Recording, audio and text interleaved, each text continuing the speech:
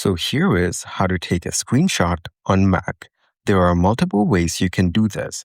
First, you can start off by pressing Shift, Command, and 5 at the same time. After that, you will get to see this panel right here. If you select Capture Entire Screen, then you can select the Options button and choose where the screenshot will be saved.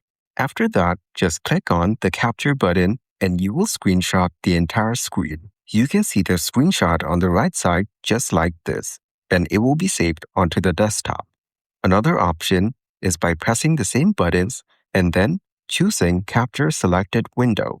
You can then select whichever section of the window you want to take a screenshot of. For example, these ones. I'll just click on the calendar window, and as you can see, a screenshot has been taken.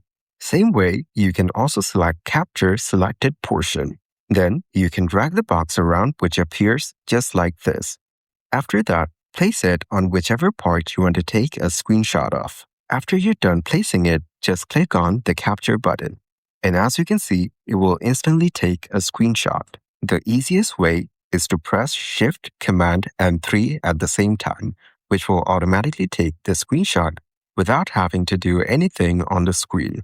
And if you press Shift, Command, and 4, you'll be able to drag your mouse on the screen for whichever part you want to take a screenshot of. And if you've drawn out the box and you want to cancel it, just press Escape. And that's it.